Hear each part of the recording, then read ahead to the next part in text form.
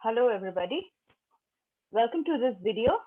This is the fourth part of the series on connection establishment in the transport layer service. So we have already seen that a particular issue with connection establishment is caused by your delayed duplicates. So a packet which is received by the receiver has no way to know whether it is a original packet or it is a duplicate packet, and which one to keep and which one to discard. So that causes problems between uh, the sender and the receiver in connection establishment. And we have also seen a potential solution to it, that is by assigning a sequence number.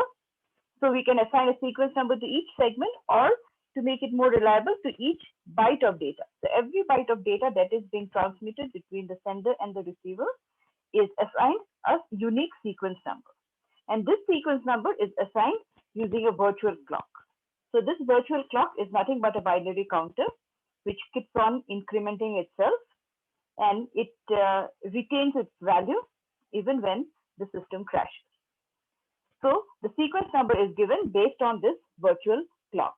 So certain bits of the counter is used as a sequence number. And then we use another parameter, that is the T, which is the maximum packet, which is a multiple of the maximum packet duration. And we assume that we design the protocol in such a way that within T seconds, there will be no two bytes having the same sequence number. Now, the sequence number can be repeated, but not within the last T seconds. Okay. So, and then with this sequence number and this maximum packet lifetime, we can now design a protocol for connection establishment so that each communicating party can distinguish between valid and invalid connection request as well as connection acknowledgement. We had also seen that not just connection requests can be duplicate, even acknowledgements can be duplicate. So the two parties should be able to do this by using this protocol. A little bit about the forbidden region again. Okay, so we saw that given a particular a set of sequence numbers. So here, if I say this side we are plotting the time, and this side we are plotting the sequence numbers. Okay, so let's say the sequence numbers are growing like this. Okay, this should be a straight line. It looks curly. Okay, but don't mind. But this is how the sequence numbers are growing. Say this is time t. This duration is time t. So within this time, this region is called the forbidden region. So within this region, the particular sequence number which is used cannot be reused. So if I have at this point, this is the sequence number used, then this particular sequence number can be reused only after this point, not within t. Similarly, if this is say sequence number 2, then it can be reused only after t seconds. So this is called the forbidden region. Okay, and say if this is say connection number 1, and then there is another connection number 2. Let's say at some point the system has crashed. Okay, in that case, let's say a new connection is established between the host, and then the sequence number starts at let me use a different color. Let's say the sequence number starts at this. Okay, so it starts growing like this. Again, this is t seconds. So it goes like this. This is the forbidden region for the second connection. This is connection 1. This is connection 2. Okay, but here you see this is the forbidden region for the blue section is the forbidden region for connection 2, and the red section is the forbidden region for connection 1. And you can see that the sequence number space, the two forbidden regions, they are overlapping. So in such a situation, what will happen is that your problem will not be solved. if your sequence numbers are given like this. Okay, so the overlapping of the sequence number of the forbidden regions should not be present. So what this will tell me is that when I start a connection, what is the initial sequence number that I should start from? So I should not here, it tells me that I should not start from any sequence number within the forbidden region, Okay, so what can be done? What we can do is we can have a, let's say this is the forbidden region for connection 1. Then what I can do is I can wait for some time. Let's say I wait for this amount of time, and then I start the sequence numbers. Okay, then I start the sequence numbers. So this is connection 1, and this is connection 2. So if you see, this is time t. This here at this time and at this time, you can see the sequence numbers are the same. The same sequence numbers are being used by both connections, but because it is used after time t and giving a small space gap out here, be waiting for a particular some amount of time. That is why at this point, the two forbidden regions are not overlapping. So it means that this particular sequence number can be reused at this point. So this is safe, whereas this is unsafe. Unsafe from the point of view of sequence numbers. So either first option, what you can do is you can wait for some time before starting a new connection. So when there is a crash, so there is a crash here. So instead of starting immediately, you wait for a particular amount of time and then you start the new connection. The other option is, let's say, let me just draw it here. Okay, this is my X and Y axis. So here, this is connection Y, X, this is the first connection. And then I start my second connection. I don't have to wait for so long. I can start it with a sequence number that is high enough in the sequence number space. So I start here. So here you can see I'm not waiting for any amount of time. You can see the time is overlapping, but the forbidden regions are not overlapping. Why? Because for the second connection, I am starting at a sequence number. This side is the sequence number. So I'm starting at a sequence number which is quite high. And there is no chance of these sequence numbers overlapping with the sequence number of the previous connection. So this is the concept of the forbidden region. So when our receiver will receive a packet with the same sequence number, if it is within the time period t, then it will discard it, because it will know that it is a duplicate packet.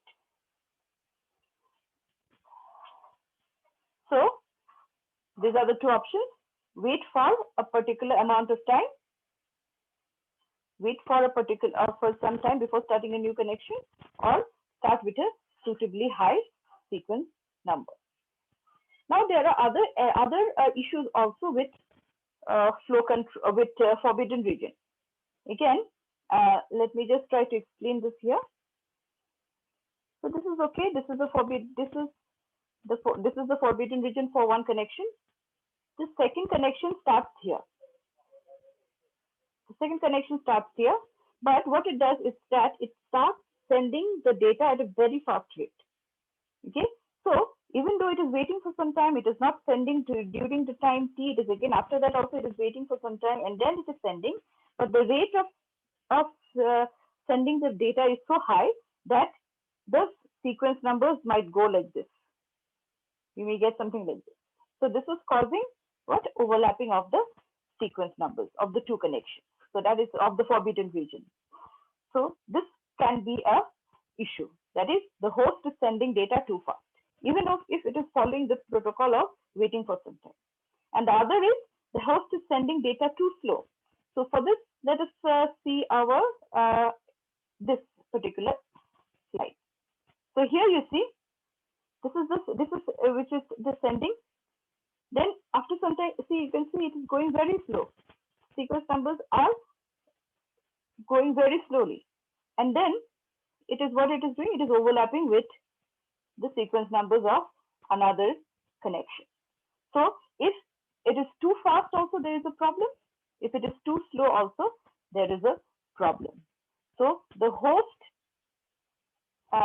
who's sending the data has to implement some kind of flow control mechanism. So we will see that the solution for this is to have a bounded max data rate. You decide a maximum data rate and you keep it within those, within a bound, a maximum and a minimum actually. So you have a high limit and you have a low limit. So the data rate should be within these two limits. It should not go above high or it should not go below the low. So we'll see in the flow control when we discuss flow control for TCP, then we will discuss how this works. Okay, now let us come to the actual protocol. And this protocol for connection establishment, where we are taking care of all these issues, is called your three-way handshaking protocol. Three-way handshaking protocol for connection establishment. So this is how it works. So you have host 1 on this side, host 2 on that side. So host 1 sends a connection request, CR, and it says, assigns a initial sequence number X. So this X, the sequence number, it puts it in the connection request message. Next, the host 2 will receive this, okay, receive this connection request and it will send an acknowledgement. So it is sending an acknowledgement. So it's saying that this is an acknowledgement, and remember the acknowledgement is also a segment.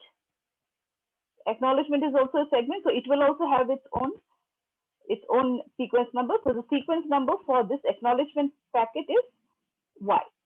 So this is the initial Y is the initial sequence number for host 2. And then it is also in the same acknowledgement, it is also saying that I have received segment with sequence number X. So X here is an acknowledgement. X here is the acknowledgement that it has received segment with sequence number X. Now when this message acknowledgement reaches the host 1, the host 1 will verify, okay, I had sent X and X has been received. So now it will start sending the data. It will start sending the data. Now in the data, so it is sending some data here. Data. So in the data, it is using this initial sequence number X. Okay. So it is sending X again, the same sequence number which it had said that it is going to use, and it is sending this in the data packet. Also at the same time, it is also acknowledging this acknowledgement whose sequence number was Y. Okay, so here it is putting Y. Why? Because Y is an acknowledgement for the acknowledgement that was sent by host 2. So when host 2 receives this data, it will verify, okay, is this an acknowledgement for Y? I have sent Y. Is there an acknowledgement here for Y? Okay, yes, it matches. So now the data is coming and it is starting from sequence number X. So this is the three-way handshaking protocol for connection establishment.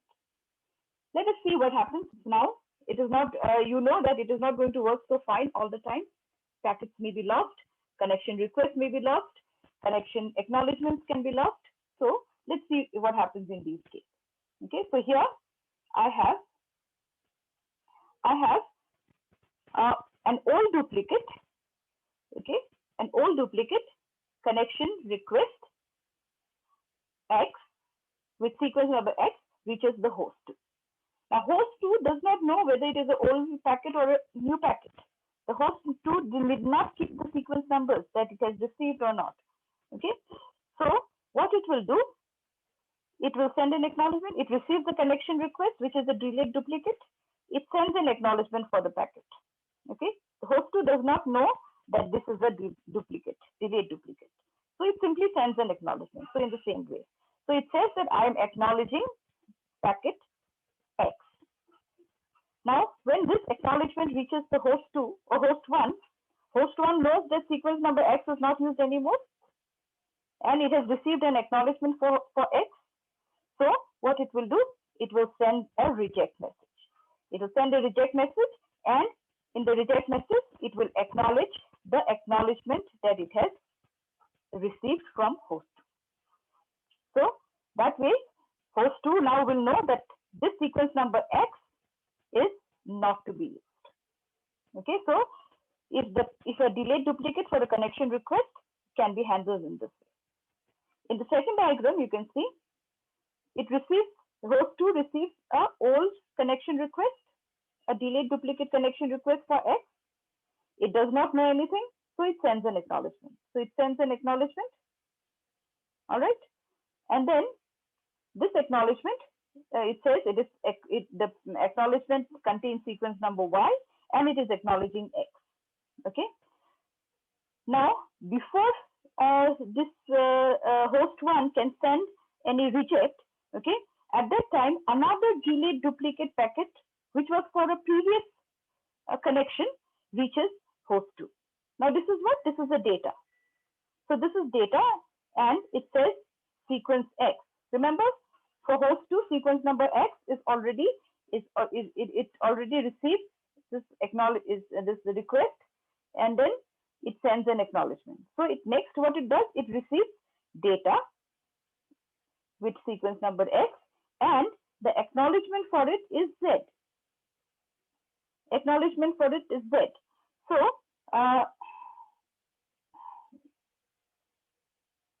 let's say now what was the acknowledgement? What should be the actual acknowledgement here? It should be acknowledgement should be Y. So here now host 2 finds that this is acknowledgement is Z. So acknowledgement should have been Y. It has received Z.